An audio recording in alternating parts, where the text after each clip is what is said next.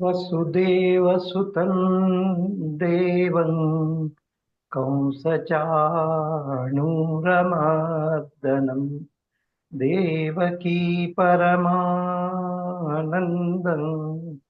कृष्णौ वन्दे जगद्गुरुं कृष्णौ वन्दे जगद्गुरुं। जय श्री कृष्ण। हरि ओम श्री गुरुभ्यो नमः। हरि ओम।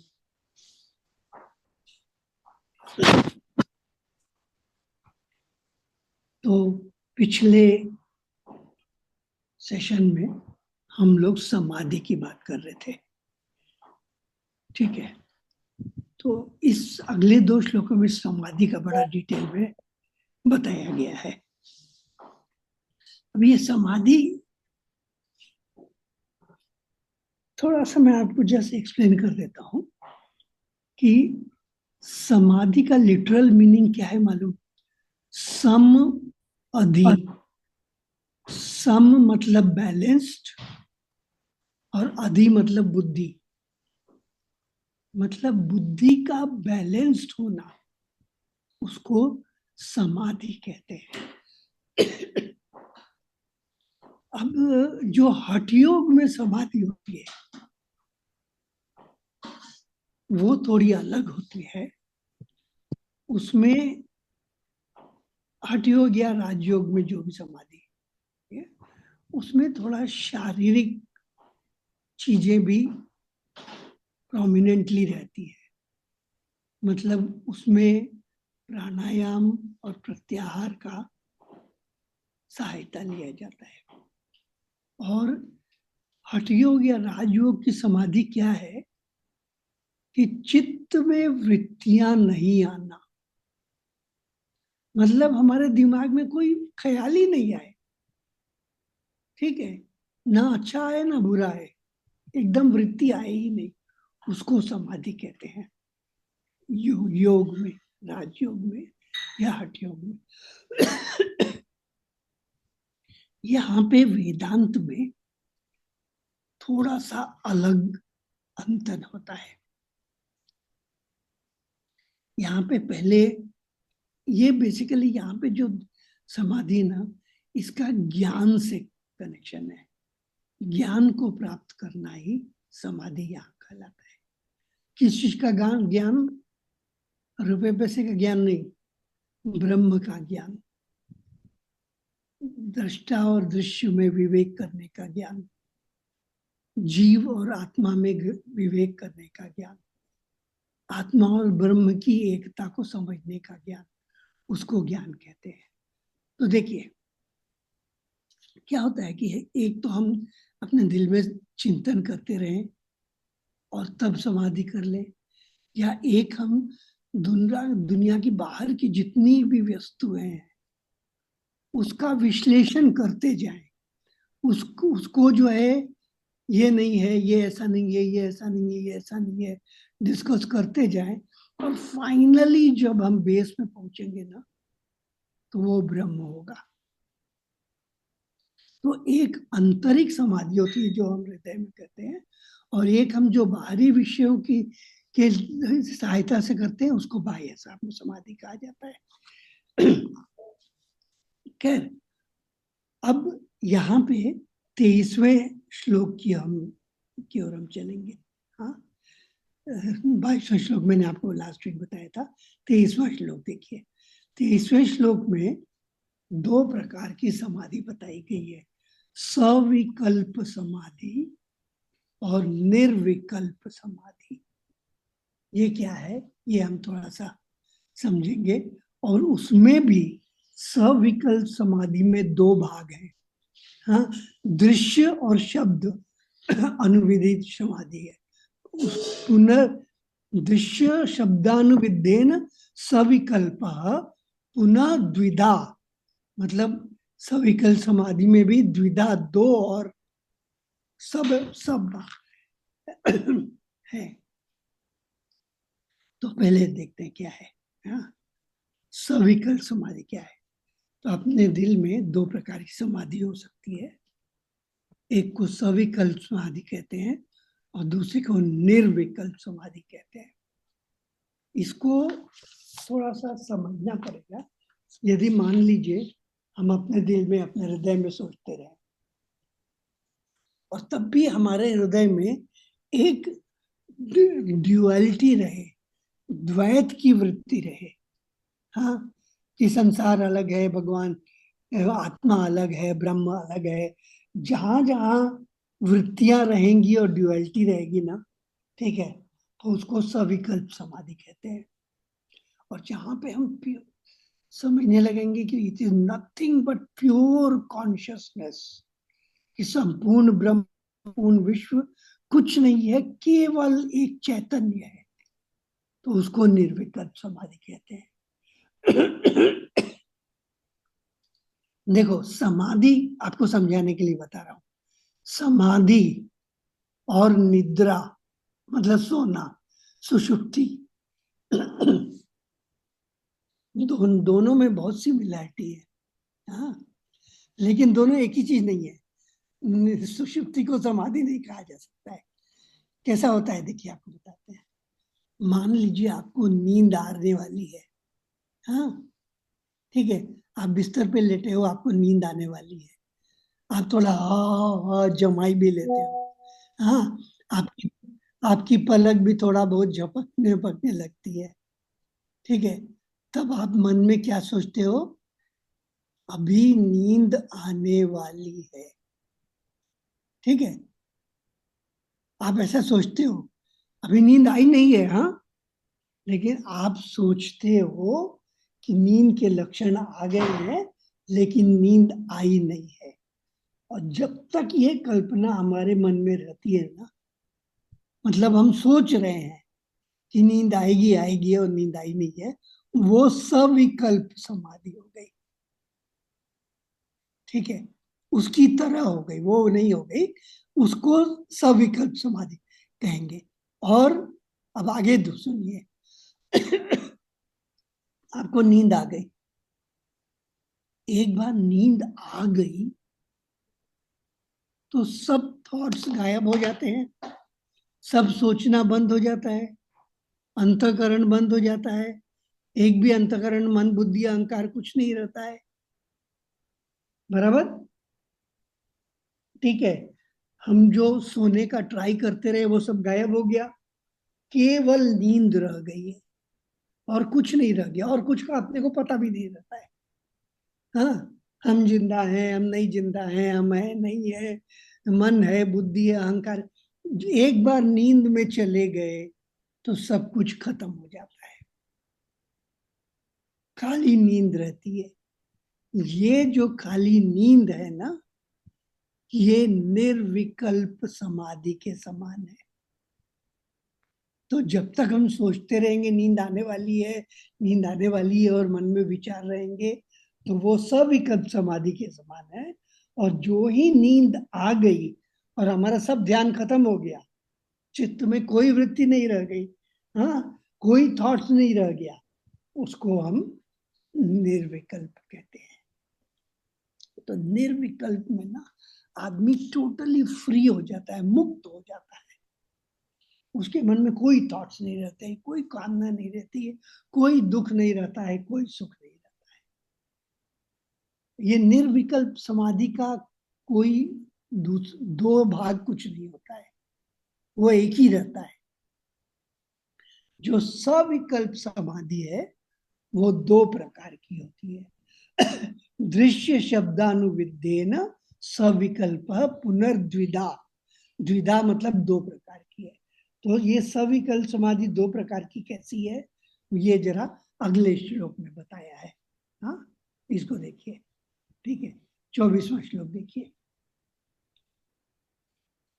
क्या बोल रहे हैं, कामाद्या चित्तगा दृश्या तत्साक्षित्वेन चेतना, ठीक है, ध्यायेत दृश्यानुविद्धोयम समाधि सविकल्पक। तो जितनी भी काम आदि, काम, बुद्धि, अहंकार, ये सब जितनी भी वृत्तियां हैं ना, मन की जितनी भी चीजें हैं, ये दृश्य हैं। हम इनको दृश्य कहते हैं और हम अपनी साक्षी आत्मा द्वारा उनका ध्यान करते हैं। तो ये जो दृश्य को देखते हुए हम जो ध्यान करते हैं ना, इसको बोलते हैं दृश्यानुविद्ध समाधि। मतलब इस प्रकार की समाधि में हम दृश्य को, मन बुद्धि अहंकार इत्यादि दृश्य को हम देख रहे हैं। ठीक है, मन में हमारे जो वृत्तियां हैं उसके हम साक्षी बन जाते हैं, और चूंकि हम दृश्य को देख रहे हैं इसलिए इसको दृश्यानुवृत्त समाधि कहा जाता है। ठीक है, तो ये क्या होता है, ये फर्स्ट स्टेप है। अब देखो, आपको बोले मान लो समाधि के लिए बैठो ना 10 मिनट, ठीक है,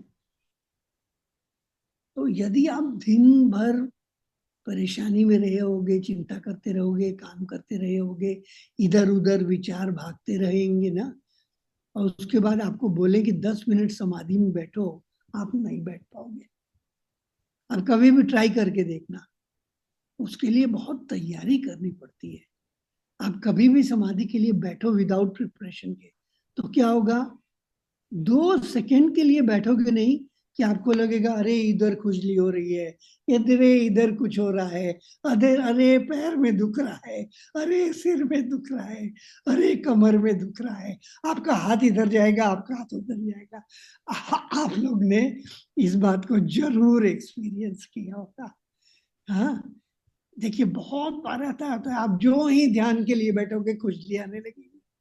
आप मत खुजली करो, हाँ, थोड़ी देर में वो शांत हो जाएगी। यदि आप खुजली करोगे ना तो वो दूसरी जगह आएगी, तीसरी जगह आएगी, ऐसा है। तो समाधि के लिए भी तैयारी करनी पड़ती है। ठीक है, तो उसमें क्या, दृश्यानुविद्ध समाधि में मन की किसी भी वृत्ति को दृश्य बना लेने का, और फिर खुद दृष्टा बन के उसको देखने का, उसके ऊपर चिंतन करने का, उसको दृश्यानुविद्ध समाधि बोलते हैं। ठीक है, अब जो हम साक्षी बन के देख रहे हैं उसका भी कोई और भी साक्षी होता है क्या? हाँ, तो अगले श्लोक में मैं इनको बहुत डिटेल में नहीं जा रहा हूं क्योंकि ये थोड़ा टेक्निकल है, मैं आपको जस्ट समझाने के लिए बता दे रहा हूं, बहुत डिटेल में मैं नहीं जा रहा हूँ। 25वें श्लोक को अब आप देखिए। 25वें श्लोक में दूसरे प्रकार की समाधि बताया गया है, इसको शब्द अनुविद्ध समाधि बोलते हैं। हाँ, तो ये क्या बोल रहे हैं, असंगः सच्चिदानंद स्वप्रभो द्वैत वर्जित, ड्युअलिटी है ही नहीं है, अस्मीत शब्द विद्धो अयम समाधि सविकल्प कहा। सविकल्प समाधि का दूसरा जो भाग है, हाँ, पहला भाग दृश्यानुविद्ध था, तो ये शब्दानुविद्ध है। ठीक है, तो अब इसमें हम क्या बोल रहे हैं, असंग। असंग मतलब किसी से कोई कनेक्शन नहीं, संग नहीं करने का, सेपरेट एकदम। हाँ, सच्चिदानंद आत्मा, स्वप्रभो मतलब स्वयं ही प्रकाशित है। हाँ, कोई और प्रकाश करने की जरूरत नहीं है, कोई सूरज की जरूरत नहीं है, कोई दिए की जरूरत नहीं है, आत्मा स्वप्रकाशित है। ठीक है, और द्वैत वर्जित मतलब ड्युअलिटी नहीं है, हम खाली ब्रह्म ही है, एक सिंगल ब्रह्म है। इस प्रकार जो हम सोचते हैं ना, इसको जो है शब्दानुविद्ध सविकल्प समाधि कहते हैं। हाँ, तो इसमें दृश्य की सहायता से हम नहीं ले रहे हैं, किसी भी साक्षी को हम दृश्य नहीं बना रहे हैं। हाँ, हम खाली शब्दों का सहारा लेकर के समाधि में जा रहे हैं। और देखो, इसमें भी हम ये सोच रहे हैं कि हम समाधि में जा रहे हैं, इसके लिए ये भी सविकल्प समाधि है। निर्विकल्प समाधि में सोचना बंद हो जाता है। ठीक है, तो आप आत्मा के किसी भी लक्षण को ले लेंगे, हाँ, और अपने अंदर में उसको अनुभव करने का प्रयास करेंगे। हाँ, जैसे हम बोलेंगे कि मैं असंग हूँ, ठीक है, मैं मान लो ऐसे ही बोलूं कि असंगो हम असंगो हम असंगो हम, मतलब मैं टोटली असंग। ठीक है, ये कोई मंत्र जप नहीं है, इसका सहारा लेकर के हमको जो है समाधि में जाना है। तो ऐसी प्रकार की जो समाधि रहती है ना, उसको हम जो है बोलते हैं शब्दानुविद समाधि। लेकिन ये सब समाधि क्या है? ऐसा नहीं कि 10 मिनट जब हम समाधि में बैठे तो हमारी समाधि जम गई और हम दुनिया को भूल गए, और रूम के बाहर निकले और तुरंत दुनिया के चक्कर में पड़ गए, तब वो समाधि नहीं है। समाधि बनी रहनी चाहिए। ठीक है, तो ये दो प्रकार की समाधियों को कहा जाता है। अभी देखो, नींद आता है ना, हाँ, नींद भी एक प्रकार से समाधि की तरह है, लेकिन नींद को समाधि नहीं मानते हैं। हाँ, नींद तो तमस है, नींद में तो अंधकार है। समाधि में अंधकार नहीं है, समाधि में पूर्ण चैतन्य है, टोटल कॉन्शियसनेस होती है। नींद में वो नहीं होती है। ठीक है, तो जब हम और ये क्या बता रहे हैं इधर इसमें जो है कि ये जो प्रकार की समाधि होती है ना, वो किस प्रकार की समाधि होती है उसको अगले श्लोक में बताया है। देखिए, अगले श्लोक को देखिए। हाँ, ये क्या बोल रहे हैं? स्वानुभूति रसावेदा वेशाद, हाँ, दृश्य शब्दाउपेक्षतु निर्विकल्प समाधिश्चात निवात स्थित दीपवत। निवात स्थित दीपवत, इसका मतलब क्या हो गया? निवात, जहां पर वात नहीं है, हवा नहीं है। हाँ, मान लीजिए कोई एक दिया को, ठीक है, एक ऐसे स्थान पे रखा जाए जहाँ पे जरा भी हवा नहीं चले, तो उस जगह पे यदि आप रखोगे तो दिया का लौ कैसा रहेगी? एकदम स्थिर रहेगी। वो कांपेगी नहीं, वो लड़खड़ाएगी नहीं, वो कम ज्यादा नहीं होगी, वो एकदम स्टेडी रहेगी। तो उसको जो है निवात स्थित दीप बोलते हैं। ठीक है, तो यहाँ पे क्या हो जाएगा? जब हम लोग दृश्य और दृश्य का विवेक करते हैं ना, तो हमको ऐसा दृष्टा हमको मिल जाता है जिसका और कोई दृष्टा है ही नहीं है। क्योंकि दृष्टा का कोई और दृष्टा हुआ तो फिर तो दृष्टा दृश्य हो जाएगा, और दृश्य और दृष्टा एक हो ही नहीं सकते हैं। वो बेसिक फंडामेंटल है कि दृश्य अलग होता है और दृष्टा अलग होता है।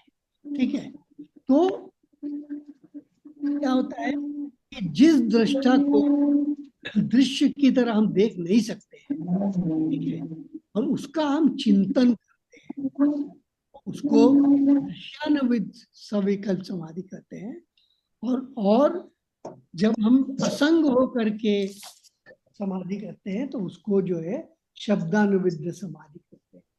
और फिर समाधि करते करते इन दोनों का आश्रय छोड़ देने का, दृश्य का भी आश्रय छोड़ देने का और शब्द का भी आश्रय छोड़ देने का, दोनों का जब आश्रय आप छोड़ देंगे तब जो समाधि बनेगी वो निर्विकल्प समाधि बनेगी, और वो ऐसे ही दीपक के समान रहेगी जो कि किसी निवास स्थान में रहा। वो बुझेगा नहीं, वो आएगा नहीं, उधर हवा का झोंका बिल्कुल नहीं है। ठीक है, तो इस प्रकार की समाधि को निर्विकल्प समाधि कहते हैं।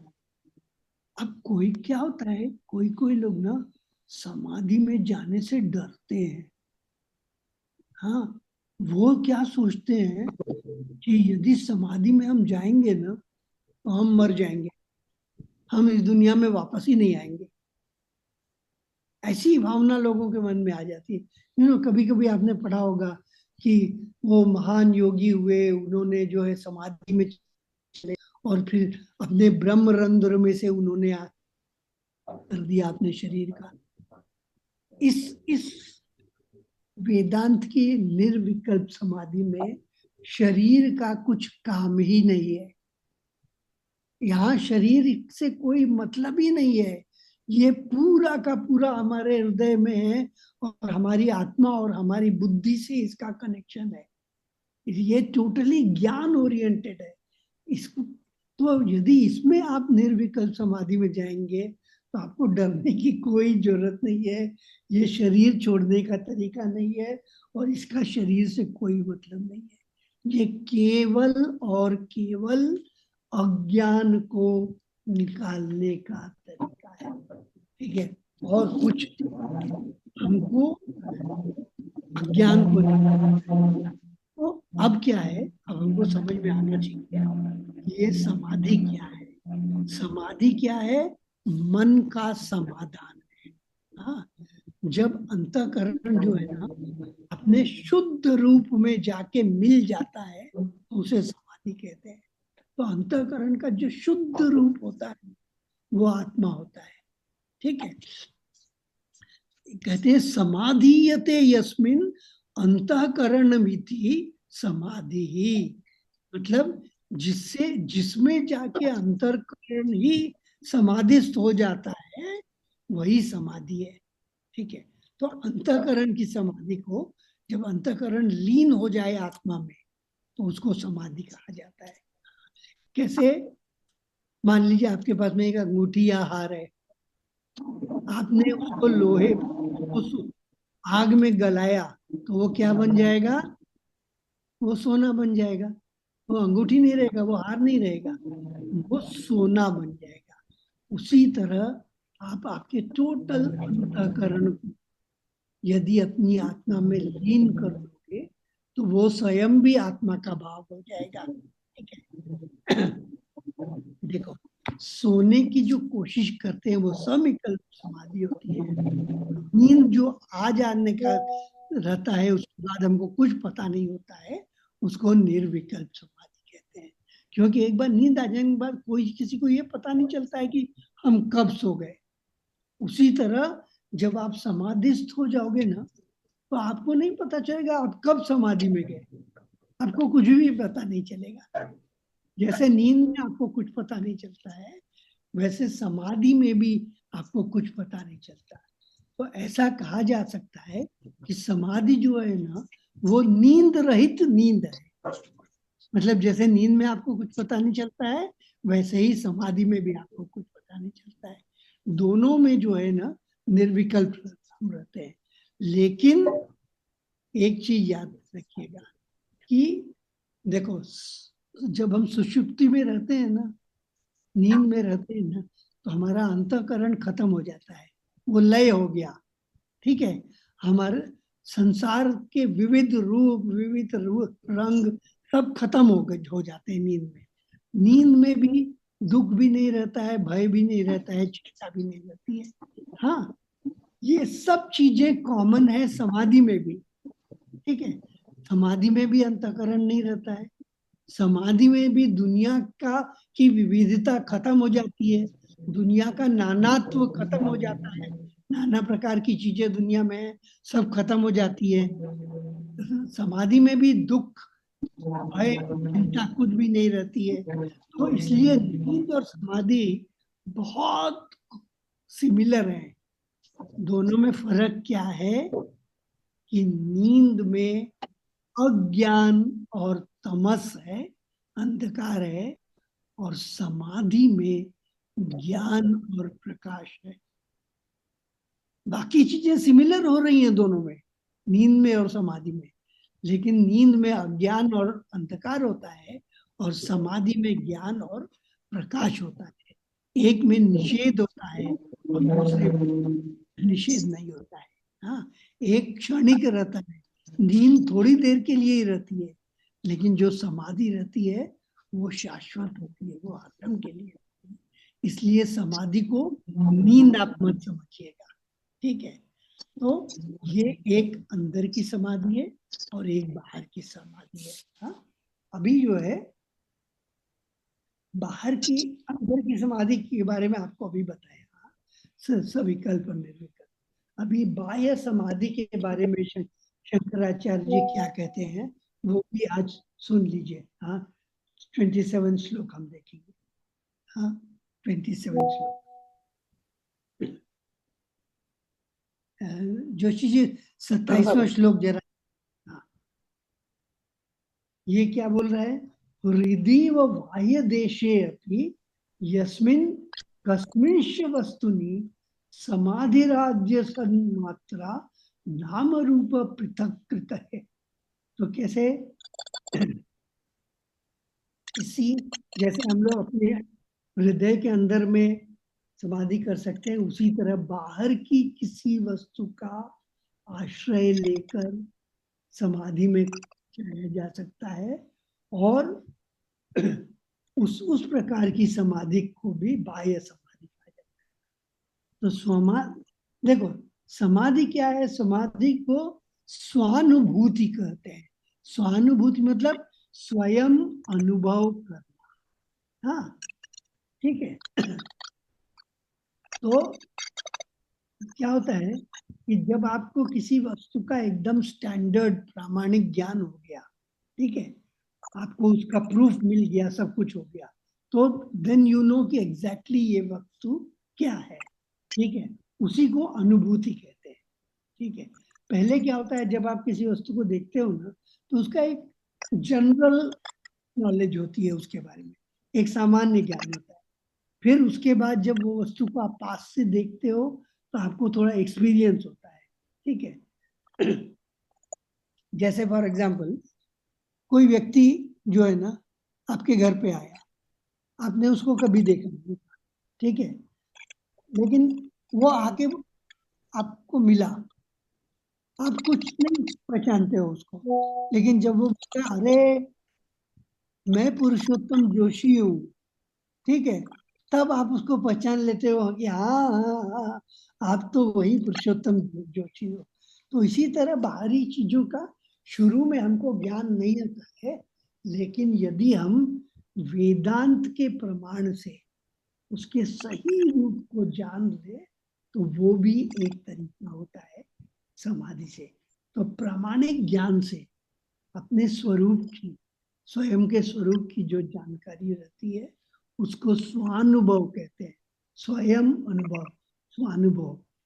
इसको अपने स्वरूप का जो ज्ञान होता है ना, वो मतलब कि देखिए, उसको सेल्फ रिकॉग्निशन बोल सकते हैं। हाँ, सेल्फ रियलाइजेशन नहीं है, सेल्फ रियलाइजेशन अलग चीज होती है। ठीक है, अब हम जैसे दृश्यानुविद या शब्दानुविद समाधि करते हुए निर्विकल्प समाधि तक पहुंच गए, उसी तरह हम बाहर की कोई चीज को ले, फिर उसके नाम और उसके रूप से हम अलग होते जाएं, और उसके बेस में हम पहुंच जाएं। मतलब पहले हम अंगूठी और हार को देखें, ठीक है, फिर अंगूठी हार का विश्लेषण करते करते हम उसके नाम और रूप को भूल करके बेसिक चीज क्या है, वो सोना है। देखो, आप एक सोनार के पास लेके जाओगे ना, मान लीजिए आप अंगूठी लेके जाओ, या आप हार लेके जाओ, या आप ब्रेसलेट लेके जाओ, उसको कोई मतलब नहीं उसका क्या है, वो खाली उसका वजन देखेगा, क्योंकि उसको सोने से मतलब है। ठीक है, उसके लिए सब सोना है, हार हो या कंगन हो या कुछ भी हो। ठीक है, तो उसी तरह बाहर की चीजों में यदि हमने उनके नाम और रूप की उपेक्षा कर दी, नेग्लेक्ट कर दिया, तो हम उसमें भी ब्रह्म को देख सकते हैं। ठीक है, और उस प्रकार की ब्रह्म से मतलब कि कैसा, आंख बंद करने की जरूरत नहीं है, खुली आंख से हम देख रहे हैं किसी व्यक्ति को, और उसका विश्लेषण हम करते जाएं। हाँ, तो उसका जब हम विश्लेषण करते जाएंगे, तो वो हमको पता चलेगा कि वो भी फाइनली एक ब्रह्म ही है। हाँ, देखो, फॉर एग्जाम्पल, एक मट्टी का घड़ा लिया, ठीक है, अभी घड़ा उसका एक नाम है, उसका शेप ऐसा है, ठीक है, इसलिए उसका नाम घड़ा है। वो इंडिपेंडेंट कुछ नहीं है। हाँ, खाली वो उसके एक शेप को घड़ा नाम दे दिया गया है। ठीक है, उसका वो रूप है। तो किसी भी चीज का जब रूप होता है ना, तब उसका नाम भी होता है। मतलब सुराही का शेप है तो उसका नाम सुराही है, घड़ा का शेप है तो उसका नाम घड़ा है, ग्लास का शेप है तो उसका नाम ग्लास है। ठीक है, तो तो अब इस नाम को यदि आप नेग्लेक्ट करोगे तो वो क्या है? घड़ा किसके ऊपर आश्रित है? घड़ा का फाइनल रूप क्या है? मट्टी है, बराबर। हाँ, घड़ा टूट जाएगा तो क्या बचेगा? मट्टी बचेगा। अब और किसी दूसरा एक उदाहरण लेते हैं।